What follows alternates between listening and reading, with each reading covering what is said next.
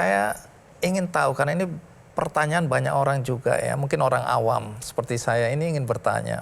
Waktu kita dapat kuota haji tambahan ya periode yang lalu, kita dapat tambahan itu kan untuk mempersingkat antrian yang terlalu panjang. Karena ada yang menanti untuk bisa naik haji aja bisa sampai puluhan tahun. Mereka menabung, bahkan ada yang meninggal sebelum mendapat giliran. Kita dapat tambahan kuota dengan harapan bahwa ini akan mempersingkat orang-orang yang sangat menginginkan dia bisa naik haji kan. Kemudian kita tahu persis ada orang-orang yang memang dengan kemampuan keuangan dia udah berkali-kali naik haji. Kemudian dia menyerobot antrean karena dia bisa bayar. Apa tanggapan Anda soal ini? Target saya ingin membersihkan dulu pelaksanaan haji tahun ini ya. Kemarin waktu bicara dengan Menteri Haji, saya sudah ketemu. Kami bicara macam-macam tentang identitas Islaman, ya, termasuk juga diskusi tentang kehadiran Paus di Istiqlal, ya kan. Kami juga berbicara tentang bagaimana dunia Islam masa depan, ya, apa yang dihadapi. Dia tanya negeri kami, ya, kok kenapa di negeri Anda itu terlalu panjang daftar hajinya, ya kan. Ya, saya bilang mungkin karena faktor ekonomi, ya. Ya, inflasi kami di negeri kami itu ya di bawah 2 lah. Sekarang kan agak bagus ya inflasinya.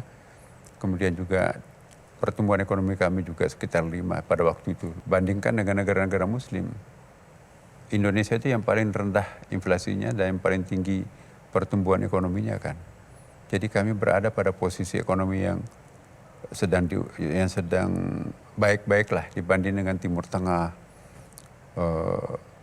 Ini memperpanjang jamaah haji, daftar tunggu jamaah haji di negeri kami. Pada saat itu saya berbicara, Pak, kami minta kalau bisa Indonesia jangan dipotong pendampingnya. Pendamping itu kan gini, tahun lalu itu 2.200 orang pendamping. Sekarang mau dipotong menjadi 50%, berarti hanya 1.100. Saya minta tambahan, Pak, sebetulnya pendamping itu akan membantu pemerintah Saudi Arabia juga. Kalau kami hanya mengirim 1.000 untuk melayani 210.000, ya kalau ada yang sakit, berarti kan petugas Bapak yang harus melayani mereka. Ada kesulitan bahasa, mereka tidak bisa bahasa Arab.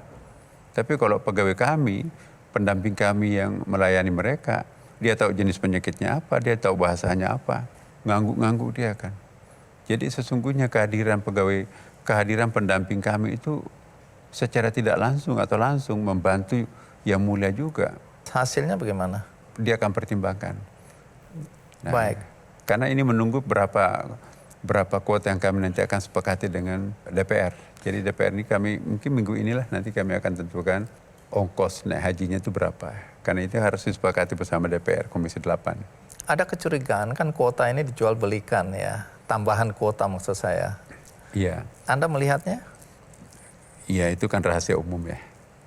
Artinya kuota itu rawan dengan bagi para pemain-pemain untuk itu ya. Karena bisa satu kuota itu bisa sampai 500 juta sampai bahkan 800 juta. Ada menjelang 1 miliar itu kan. Iya. Nah, bayangkan kalau misalnya kuotanya tambahannya 20.000, tiba-tiba harus berangkat 20.000, persoalannya terletak pada pesawatnya di luar dugaan kan. Berarti harus menambah penerbangan. Kemudian di Arafah harus nambah kemah, ya harus nambah kasur. Sementara space terutama di Mina itu kan sangat terbatas kan. Tiba-tiba ditambahin 20.000. Nah, jadi kasur itu berdesak-desakan tuh. Nah, apalagi kalau tambah 20.000, kadang-kadang mungkin saya nggak tahu ada orang tiba-tiba masuk ke kemahnya orang lain kan. Jangan-jangan kuota yang kelebihan tadi itu yang tidak punya persiapan tiba-tiba nyerobot masuk ke kemah orang lain. Dan jadi banyak hal yang bisa terjadi. Jadi apa yang Anda akan lakukan sebagai Menteri Agama dalam konteks ini? Saya belum minta. Pak, malam itu apapun yang saya minta itu insya Allah Pak, karena kami sangat nyambung dengan menterinya kan. Tambahan insya Allah dijanjikan. Tapi kalau dapat tambahan, apakah akan diperjualbelikan lagi nanti? Nah, justru saya belum minta. Saya akan mengevaluasi dulu kesiapan pesawat kami, kesiapan kemah, kesiapan tenda, kesiapan lokasi yang kami akan tempati, kesiapan di Mina, kesiapan hotel-hotel. kesiapan catering. Kalau ada di antaranya itu nggak siap, lantas tiba-tiba kita tambah lagi 20.000. Jangan-jangan yang 220.000 ini juga belum beres, tambah lagi 20.000. Itu kan artinya memperbesar peluang untuk munculnya masalah besar. Bagi kami, satu orang pun juga harus dipersamakan dengan orang banyak. Tidak boleh menelantarkan orang. Jadi kalau memang persiapan kami belum siap untuk menerima kuota tambahan, mungkin kami tahun ini akan tidak minta. Kami akan menjadikan tahun ini sebagai contoh pelaksanaan haji yang terbaik. Ini obsesi saya. Apalagi dengan Presiden membentuk badan haji, jadi itu ada mendukung kami untuk melakukan sesuatu yang lebih profesional. Jadi ini lebih meningkatkan pelayanan ya. Tapi sekaligus sebenarnya mencegah peluang orang bermain-main dengan kuota ini ya. Iya. Ini pertanyaan nggak tahu ini bodoh, awam, tapi saya ingin menanyakannya ya. Kalau dalam hukum Islam, orang-orang yang sudah berkali-kali naik haji, punya kemampuan secara ekonomi, kemudian mengambil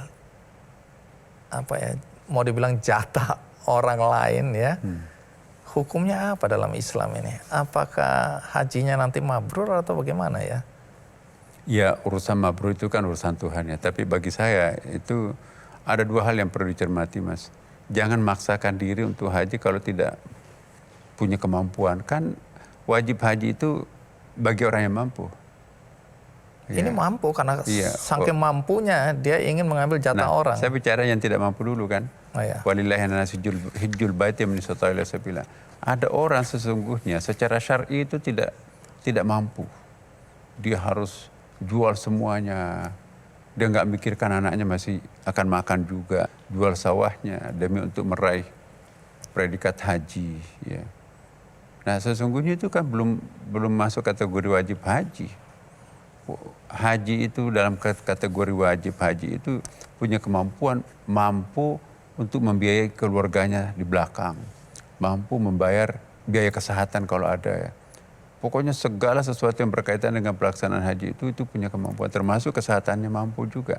Nah kalau sudah pakai kursi roda dan umurnya sudah lanjut, ya menurut syariah itu kan sebetulnya sudah tidak wajib haji lagi. Tapi tidak bisa kita larang, kan itu hak asasi.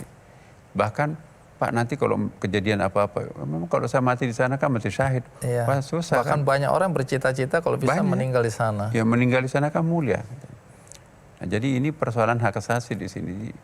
Kalau orang nekatnya seperti itu, kita tidak punya hak untuk kecuali menggunakan regulasi yang ada kan. Nah kami sudah mempelajari regulasi persyaratan umur. Jadi umur juga kadang-kadang umurnya masih muda tapi penyakitan. Ada orang umurnya sudah 90 tahun tapi masih kuat. Jadi relatif juga itu soal umur tuh. Cuma kalau kita generalnya ya, kalau di atas 90 tahun itu pada umumnya ya sudah uzur ya. Nah, tapi mereka juga kami kan sudah 30 tahun menunggu, masa giliran saya sudah sampai, masa tiba-tiba saya dilarang. Iya. Nah itu kan juga hak asasinya orang. Jadi sampai hari ini semua negara juga susah untuk menjawab pertanyaan itu, mereka berangkatkan. Nah, baik, kalau pertanyaan saya tadi soal orang yang punya kemampuan. Nah, yang punya kemampuan. Dan dengan segala cara dia tanda kutip mengambil jatah orang lain. Nabi Muhammad SAW itu cuma 1 kali haji loh. Ya, kita ada sampai 10 kali haji. Ya, kecuali kalau petugas loh ya. Saya juga ingin menyampaikan kepada teman-teman kita yang sudah haji, berikanlah haknya, kuotanya orang yang belum pernah haji itu untuk haji. Teman-teman yang sudah haji itu, insya Allah yang penting rawat kemabruran hajinya tanpa harus haji. Kalau mau ya umrah lah. Umrah itu kan juga pahalanya, kalau 7 kali umrah sama dengan pahalanya haji juga itu kan. Nah, jadi kalau kangen terhadap Baitullah, kangen terhadap makam Rasulullah, jangan pakai haji biasa, pakai umrah lah. Kan juga ketemu semuanya tuh. Nah kasihan teman-teman kita ini yang sekian lama menunggu, ya, tapi tidak bisa berangkat. Jelajahi cara baru mendapatkan informasi. Download Metro TV Extend sekarang.